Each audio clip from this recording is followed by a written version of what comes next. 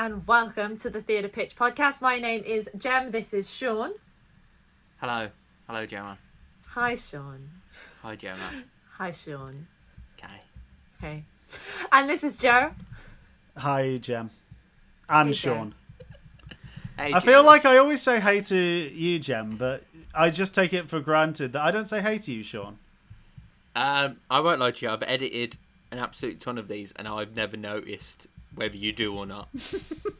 Yeah, I listen to every one of them, and I think this bit is just the bit that's like, oh, that's what gets said. It's like the little jingle. This is the bit where I'm just like, yeah, cool, we've done this bit, cool, that's edited, yeah, cool. Let's get into the 10 minutes of Gemma talking. Yeah, let's get out of this bit. And Jem, what's this podcast that people are listening to or watching? This is the Theatre Pitch podcast, where we as theatre makers all take random online encyclopedia articles and we pitch how we would turn it into a theatre show. But because this is the final episode of the season, we are doing our big mega smushes, which means that each three of us have been allocated at random 3 of the previous articles that featured in this season of the Theatre Pitch podcast that we have then had to create a pitch for those 3 articles that smush all of them together. So you're taking 3 points of inspiration and pitching the show that results out of that. So, Sean, what were your 3 articles? My 3 articles. They were great ones, and they fit together quite nicely. Crazy. I was like, what should I do? And it came to me. So mine is Archie vs. Predator 2. Archie vs. Predator 2 is a comic book and intercompany crossover written by Alex de Campion and drawn by Robert Hack. It is the sequel to the 2015 comic Archie vs. Predator. Thank you, Joe. My second article is Starvation in terms of glaciers. Yeah. In glaciology, starvation is when a glacier retreats, not because of temperature increases, but due to precipitation so low that the ice flow downward into the zone of ablation exceeds the replenishment from snowfall. And but the other one was it was the legend that is John Sherber. John Sherber was a Tory British political satirist. Brilliant. Okay, so those are Sean. Those are those. Wow, words. Sean's articles were what were just said. Joe, take over. What are your 3 articles? My 3 articles were a list of twin towns and sister cities in Portugal. It's a list of twin towns and sister cities in Portugal. Mobile phone jammer. It's a device that blocks the signal of a mobile phone. And HD 32188. It's a star. Fantastic. And my 3 articles were Tour Total. Is it Tour or is it Tower? I think it's Tour. Great, fantastic. Yeah. Joe, tell us what that is. Tour Total is an office skyscraper located in La Défense, Courbevoie, the high-rise business district west and adjacent to the city of Paris, France, designed in the modern architectural style. Great. Then the second article was the Millennium Challenge of 2002. Millennium Challenge 2002 was a major war game exercise conducted by the US Armed Forces in mid-2002.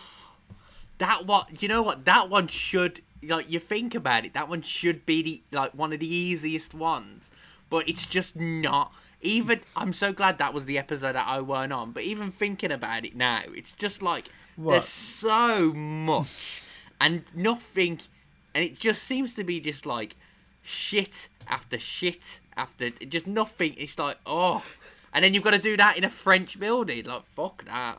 Yeah, However, Sean, you do get the fun of repeatedly saying, War Games! War Games! War Games! What's War Games in French, Joe? I'm sure you know. Well, war is... I don't actually... Because I know that Star Wars in French is L'Étoile du Guerre, but I don't know whether... L'Étoile or Guerre is the star. I feel like I think is it was star. L'Étoile, because I think it is War of the Stars. Yes. So And what's it called when you play sports? I think it's is it, a distant memory for you. you know what? No, I'm not gonna say it. I'm gonna take the high ground on this one. Is that a Star Wars reference?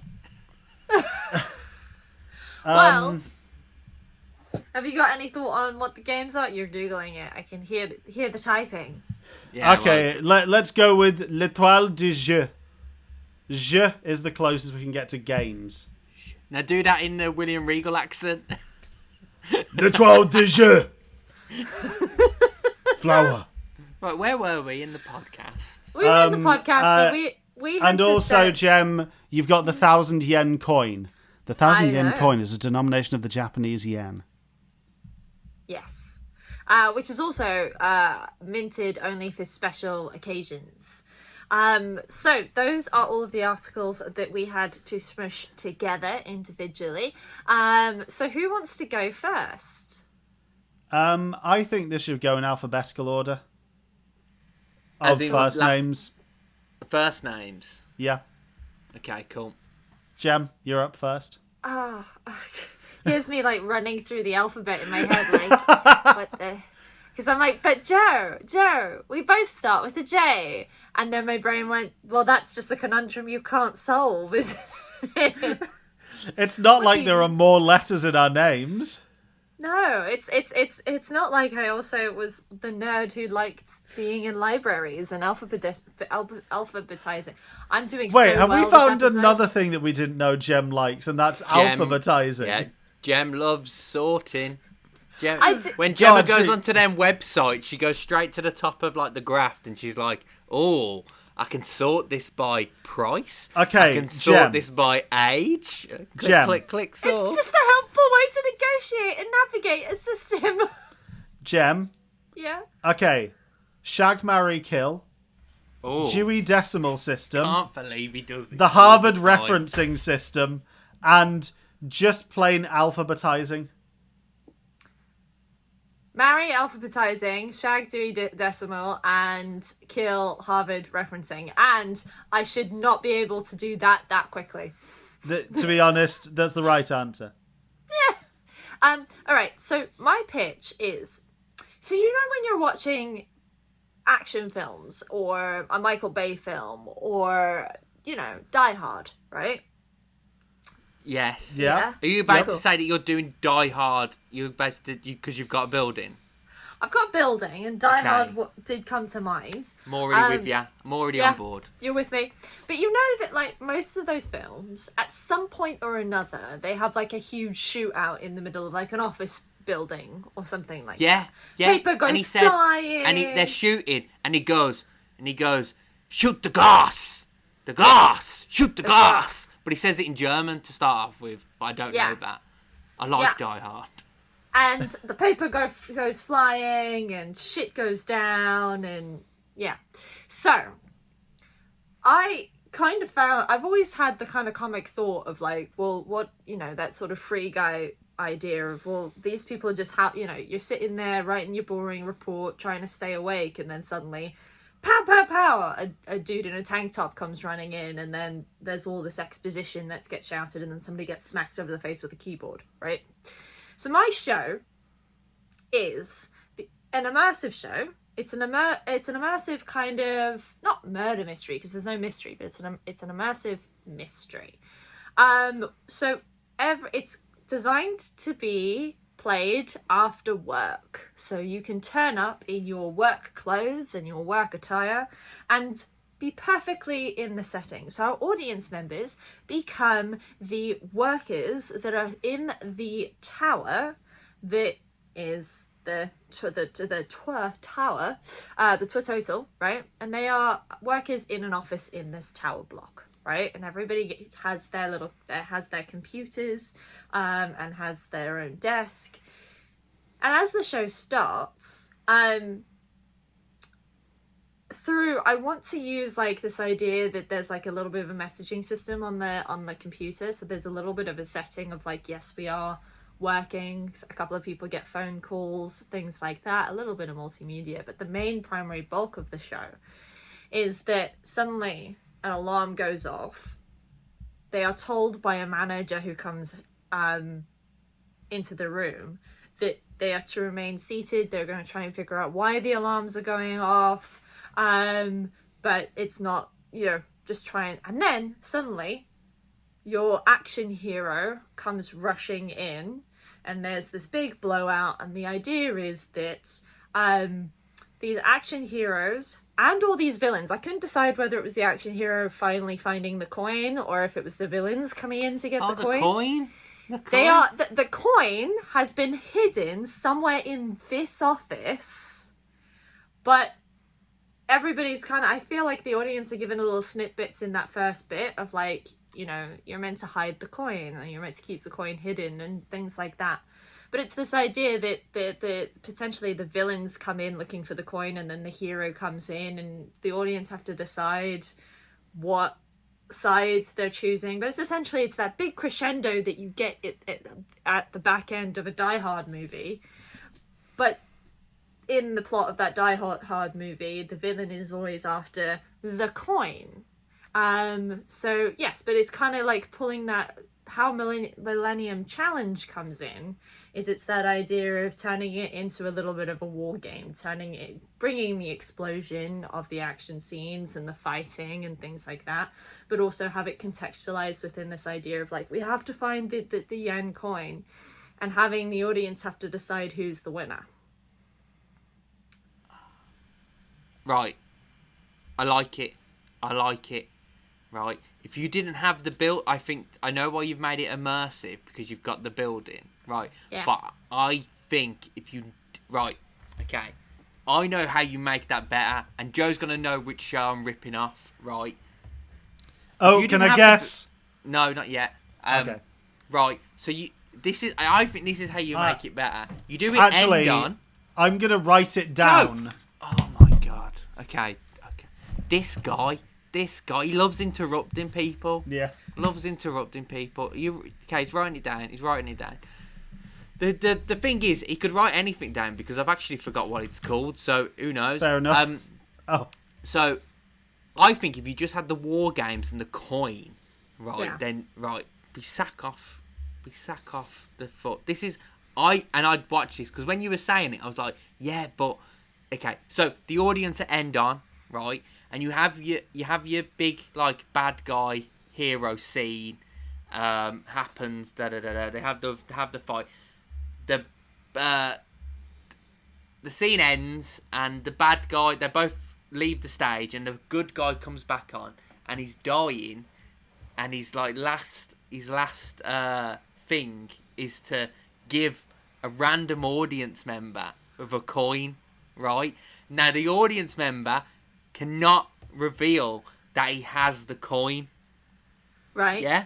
Now, that's the first 10 minutes. If this is a Fringe show, that's the first 10 minutes. Now, the hero goes off and dies. The villain comes on, and it's essentially 40 minutes of the villain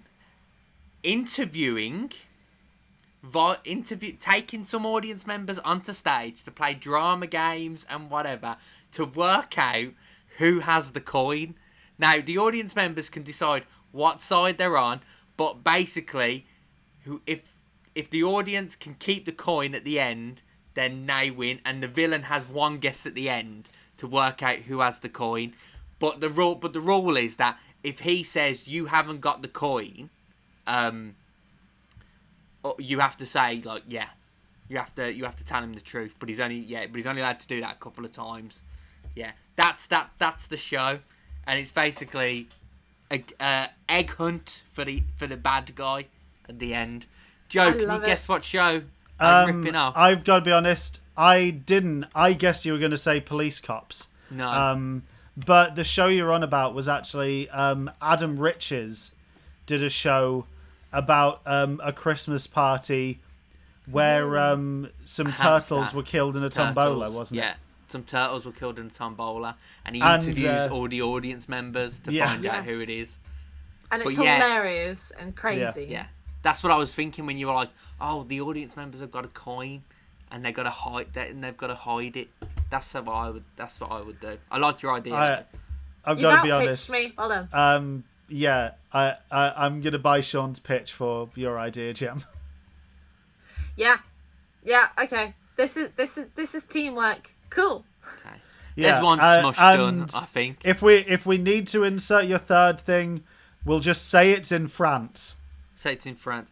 But you know what? It's one of them. It's one of them with these. You have to. You'll see mine in a bit where it's a bit like, okay, so that's where the ice comes in. Yeah. I don't blame Gemma, because the second you get a building or a thing, you get a physical object. On this, you're like, I'm gonna put it in the building, because obviously I am. I know when I did Tour Total, I put it on outside of the building, but the building was always there. I know. I was hanging off the building. That's what I was. I know, and when I was trying to smush, I was just like, no, you can't just steal Sean's idea for this and adapt it. It's fine. I stole my idea of Samuel Beckett, just higher. With more wind? With lots more wind. Alright, well, Sean, do you want to pitch? Yeah, I'll pitch. So mine was Archie versus Predator 2, Ice. Starvation and Glaciology, and John Schieber. So remember, John Schieber, he is he was around a couple of centuries ago. He had a really great life, really weird life. Like, this is the guy who went to France and was like, I'm a doctor. What are you going to do? Yeah. Mate, he basically was just like spouting bullshit for his entire life and just going, yeah. So my idea is, it's a show. It's a I want to say, it looks like a kids show, but it's for adults basically. It's like Avenue Q. It's got all them hallmarks of like, oh, it's a family show, but it's definitely not. Okay, so it opens with Archie and the guys hanging out in Riverdale, like, yeah, cool. Oh, and they're just getting out of school, and they're like, yo, oh, are you coming on the field trip tomorrow? Oh, where's the field trip? Oh, we're going to Iceland. No, Greenland. We're going for that geography trip. And they're like, okay, yeah, I've got to get them to ice, Gemma. All right, don't look at me. I'm not looking at you. Yeah, so we're on the plane, and then while they're on the plane, they're having a bit of banter about some of their past adventures, and the Predator gets mentioned, because remember, this is Archie versus Predator 2, so they already know about the Predator. Okay, so they get to Iceland, they're having a great time, and they're like, and they're going on their thing, they've got their clipboards and their teachers there, and like, oh, we're high school students and we're testing out ice.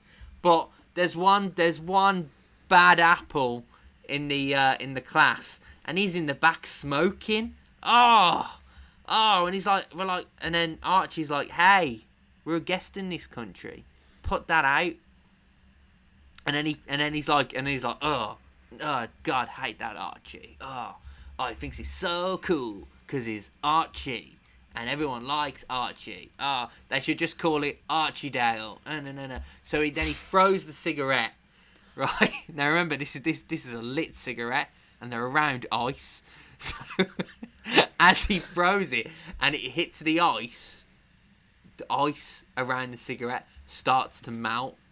What they don't know is that thousands and thousands of years ago, is that a predator landed on Earth, crash landed, and got stuck in the ice.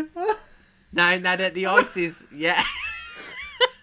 I had predator and ice, okay. So now that now that he's through the cigarette, the ice starts to melt, and as it melts, it reveals a predator. What? Oh my God. And then he kills the wrong gun, because obviously we have to send a good message that being a dickhead in someone else's country is wrong. So the predator kills him straight away. And then some stuff happens. You know, it's classic Archer stuff, where it's just like shenanigan after shenanigan. Chases them into the spaceship. And then somehow in a I can only describe it as like a scuffle, a wrestling match. Somehow Archie and the Predator hit a device in the Predator's spaceship and it sends them back in time 200 years. Right? Now, the first act is basically Archie defeating the Predator. But the issue is, in the final battle in Act 1, there's collateral damage. There's collateral... some people take a hit. And one of them is John Shabur. That's the plot twist at the end. It's like, oh no, John Shabur. It opens with... Now, second act opens. Archie's like, what? Oh, I've just dropped my phone. What do I do? It's like, I can't go back home because this guy, I don't know who he is, but I bet he's had an impact in the world. I bet. So his phone still works, luckily, and he Googles him, and he goes onto a popular Wikipedia article. It still works. Just go with it. I've got time travel. His phone works. It happens in Doctor Who. He does an Archie thing, and it works. And he's like, oh. So then, Act 2 is basically Archie having to imitate this guy's life from what he understands it to be from Wikipedia. And that is why his Wikipedia is so ridiculous, because Archie is basically making this up as he goes along. Oh my gosh. And then it ends with a Predator. He has to fight a Predator again because it's Archie versus Predator 2. And as we know with the sequels, you have to fight it, two of them. Twice. So that's how it ends. And Archie never gets back. He just dies as John Shabur. I was kind of thinking, I kind of, even separate from, like, if you stripped out all the Archie bits and the Predator bits, if we couldn't get the rights to it, I really like the idea of someone essentially going back in time, accidentally killing someone, and then having to take over their life so as not to disrupt time. Yeah, that's my idea. Hey, Joe, you know I am really good at pitching time travel films, okay? Give me a thing and I will pitch you a time travel film for that. Wait, between you saying you like time travel films and saying you like before Die Hard, do you like the 80s, Sean? I like the 80s. Cool. Well, the last bit definitely confused me and the audience. But the Predator just comes back because it's a good ending. He has to defeat him again. Yeah. He has to defeat him again using what he's learnt being John Sherber. It's okay. What you can do is explain it. That because Archie was back in time being John Shabur, he wasn't in the future to stop Predator. So Predator came back in time. Yes, time travel is wibbly wobbly, timey-wimey and stuff. I got the ice in it. You did. You did. In quite a way that I'm like, actually, I appreciate that. It's not necessarily about starvation of ice, but there is ice. But doesn't the starvation of ice mean that the ice melts and retreats? Mm. In a way. I'm close there. Yeah, I'm close. You're not wrong. I just added the cigarette as a catalyst. Yeah, I mean, it's a powerful cigarette. It's a huge cigarette. I'm very happy that we've got this anti-smoking message in there for the kids. Yeah. That's what I do. Hey, just say no. And the environmental thing of, like, there's so little ice that one cigarette could destroy time and space. That's what I do. I've always got a message. I like it. I actually really do like that. I think, to be honest, I think it would probably work better as, like, a film or as a series that's filmed rather than a theatre show. But I like it. I like the story. Yeah. Get Netflix on it. Get the CW on it. That's what we need to do. Yeah. The CW are doing well with this kind of stuff. To be fair, they've announced that they're wrapping up Riverdale at the end of the next series. So we don't know that this isn't how it ends. Yeah. Obviously, this is how... I would love it if the last episode they just announced they're all going on a trip to Iceland, and then this all happened. Greenland. Sorry, Greenland. Greenland. Yeah. I think that's the one I said. That was the one you said. Who really cares? Great, I love it. Joe, are you going to outpitch both of us? I can't say I'm going to outpitch, but I will say, because it's the last episode of the series, I actually pre-planned this earlier today instead of just making this up on my ass as I go along right now. Hell really can freeze over. But if it does, one cigarette could melt it again. Exactly. We've got the solutions here and now. But so I was thinking about implicitly with getting the Twin Towns one, the idea that I feel like in any twin township, there's got to be one that's better, right? Like, there's... Is yours going to be about the town that just like... Oh, what's the word? That's reaching above their weight. But because I was thinking, like, there were lovely looking towns in Portugal that were twinned with, like, Grimsby. a municipality in East Cheshire, and then you look at it and it just looks like your standard town in England, and it's just like they can't be thinking they're the good twin. But it's just this lovely sunset of Portugal, and then in Britain it's just this sign saying "Welcome to Devon," and then someone's graffitied like "fuck off" on it. Exactly. But so I want to take that and apply it obviously with the concept of like with the stars. So my play concerns a pair of twins, one of whom is an astronaut who's gone on this one-way trip to they've been frozen, cryogenically frozen, and they're on a ship that's going to travel for 3,000 years to this other star to see if it's possible to live out there, but knowing that they can never come back.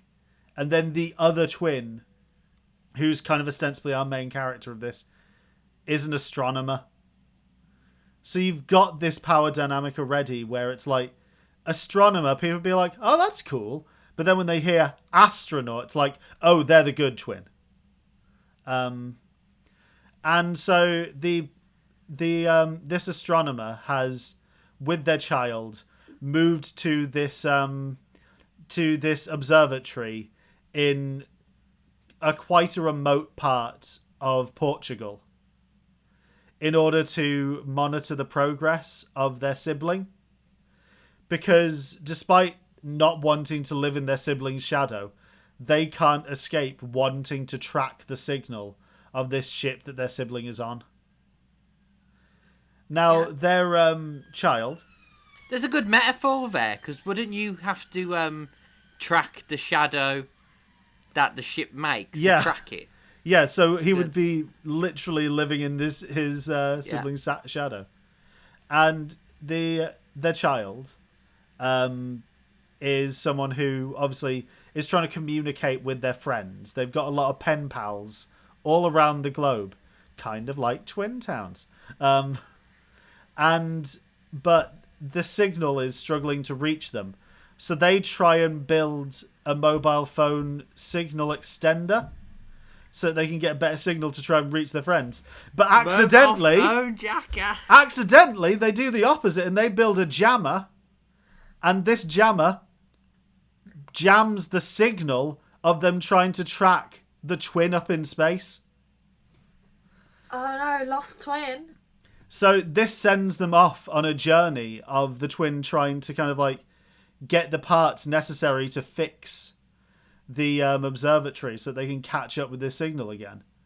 And essentially the play is about this twin realizing that it doesn't matter whether they're the better twin, when really the thing that they learn is that it's more important for them to be the best father to their child that they can, instead of trying to be a better sibling. Oh, I thought he was going to say, it's not about being the better twin. It's about being the twin that's on Earth when all their parents die, so they can get the inheritance. But yeah, essentially, it's not about it's not about being better than anyone else. It's about being the best you, and it's about learning not to, as you say, not to constantly be chasing in the shadow of your sibling, but instead learning to stand in your own light. Like Grimsby, in the light that peeks through the clouds in between the storms. Exactly. And Aww. and of course, Sean, do you want to know where this play is going to be held? It's gonna be held in Sunderland. It's gonna be an arena show, and it's gonna be played at their football ground because it's the arena. It's the Stadium of Light. Close. It was actually the mother effing Birmingham Hippodrome. Woo! Oh, boy. It's a good theatre. Okay, yeah, it is. It's nice. It is nice. I was expecting like a space theme. Nah, or a light I theme. was going to go for it, and then I thought, nah, Hippodrome. Hippodrome. Cool. Fair It's a good theatre. It's massive theatre. It's massive. I mean, go on, Joe. No, I was just going to say, because, Sean, you obviously basically repitched Gems. Yeah. I didn't quite repitch yours, but I did solve one very small plot hole in the third act for you. Okay. The time travel thing. Or not necessarily solved, but I don't added think you solved to it. I think you made it more complicated. Yeah, probably. But I still added to it. So I feel like in the circular way, Gem, do you have anything to add to my pitch? I think that it would be really magical as a theatre show, but I think, and this might be really overly influenced by the fact that I very recently watched The Quiet Place 2 and was again taken by Krasinski's ability to just, like, The Quiet Place, like, wow, what a set of films. I feel like yours would be better as a film, kind of like mix it, because I kind of got half Ad Astra vibes. Well, I was kind of thinking in my head, to be honest, kind of, yeah, like, funnily enough, to keep it 80s, kind of like early Amblin films, kind of Close Encounters of the Third Kind of, you know, like Spielberg kind of earthbound sci-fi vibes.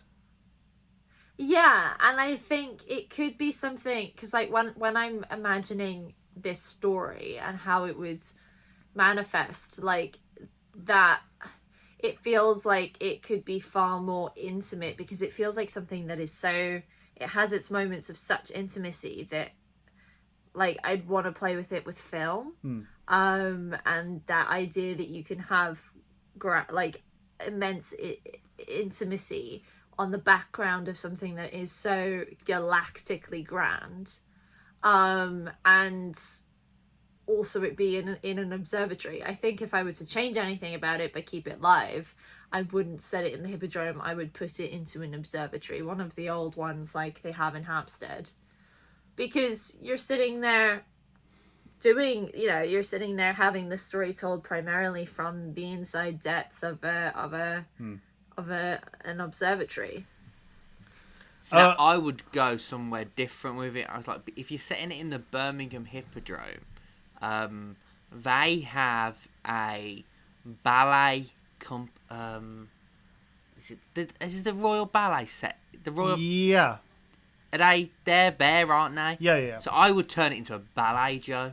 Okay. And imagine trying to interpret space travel via ballet. I like that. By the way, Ballet, Joe. if you're wondering what the ending to it is, it's part Oh, of... I know what the ending is. I know what the ending already is. I Okay. already know what the ending is.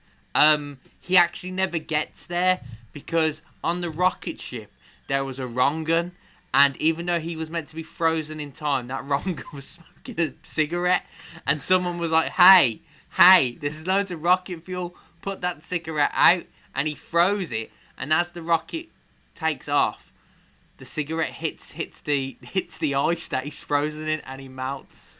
Yeah. And he doesn't actually stay frozen for 3,000 years. And then it becomes the He just plot slowly of the goes film. mad. It becomes the plot of the film Passengers, wherein the wrong and accidentally unfreezes the twin and then falls in love with them. Yeah, that's No, what's And the then it- No, and then it- no.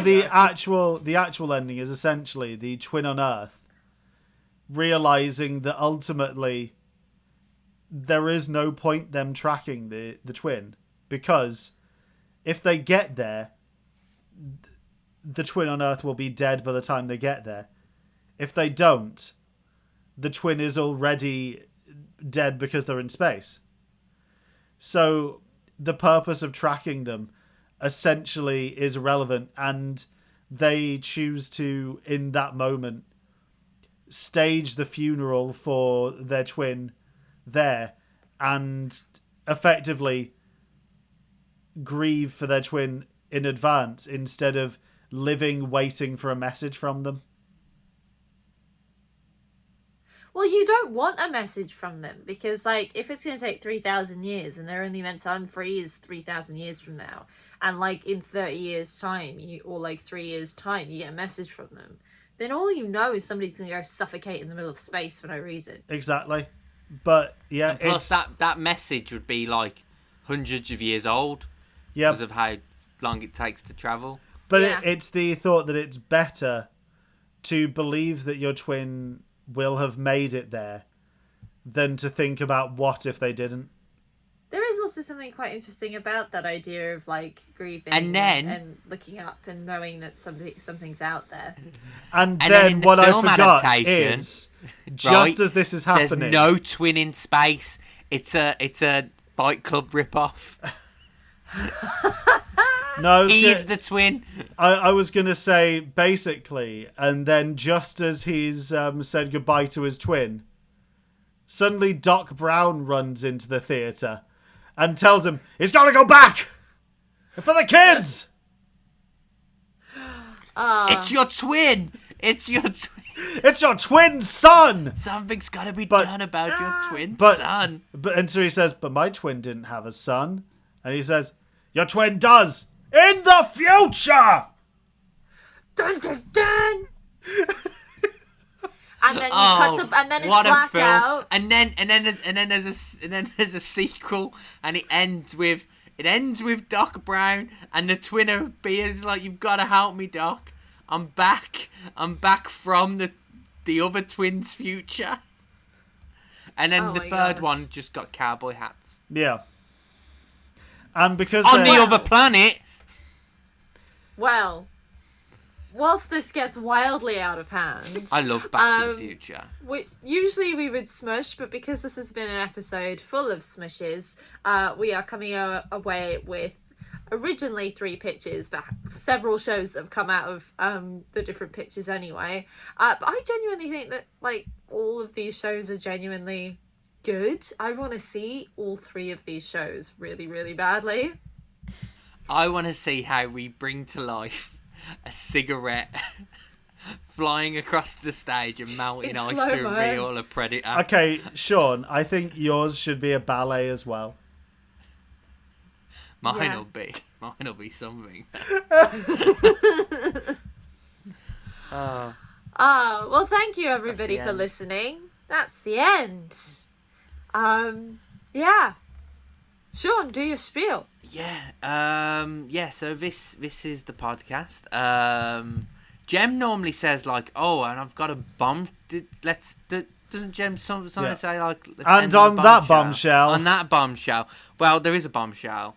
This is actually the last time that I'm going to butcher this part. So for the last, because I'm leaving one foot in the door, guys. Don't cry. I had to explain to Gemma last night that we're still friends. Don't worry. I'm not. This voice note isn't me saying I don't want to talk to you anymore. And Sean had to explain to me we were never friends. Well, he had to deal with that. I just wanted someone to play Fortnite with. So I'm leaving one foot in the door. Which I'm not going to go into it because I'm not very good at explaining things. So for the last time, guys, I'm going to tell you to hit that subscribe. I mean, I'm still going to be on the podcasts every now and then if they do them. If they can carry on, if they can find someone to put up with the footage they send you over to edit together. But guys, So that's basically Sean saying we've driven him out. Remember me crazy. It's been a blast, guys. And if you guys are still listening at this point, don't forget to say no to drugs and to hit subscribe on whatever you're listening or watching this on. And if you want to find out more about One Foot in the Door and all the amazing stuff that Jem and Joe are going to do, and whoever they replace me with, there's a Linktree article. No, there's a Linktree link. And underneath, you'd think after 50 times, 51 times, I'd get this. It's down there, guys. Hit that, and you go to the link tree, and it's like Instagram, Facebook, Twitter, whatever. And if you want to see what I'm doing now, basically, you want to see what, because I'm on Instagram, and I read books, and I post it, and I go to theatre, and I post it, and that's my life. Yeah, it's there, still Shawnee B. If you want to follow Gemma, you can do that at... You can do that on Instagram at OFITD_Gem with a J, or you can go to linktree/Gem Ralston. There you go. She's definitely going to be doing more stuff because she's got her own link tree. And if you want to follow Joe, hey Joe, where can they do that? If you want to follow me, you can do so at Not Joe Ranchka. That's NOTJOERACZKA. And you can find on my Twitter there, you can find my link tree to all the other things I'm doing. And do you know what? Just because I don't really use them much anymore, if you were going to follow me, instead maybe use the time, watch the film Galaxy Quest. It's a great kind of like parody/homage to the old Star Trek films, and it's still genuinely one of the funniest films of all time. Who doesn't know what Galaxy Quest is? There might be Gen Zers watching. Do a double bill of Galaxy Quest and then Starship Troopers. Yeah, just if you haven't, there's also, I forget its name now, but there's a great documentary that was made, I think, on the 20th anniversary of Galaxy Quest that is fantastic. Especially just for the bits of Alan Rickman utterly bodying Tim Allen. Yeah. But yeah, that's it from me. Brilliant. Oh, Sean. End the podcast before you start crying. All right. Well, everybody, guess for one last time, we knocked it out the pitch.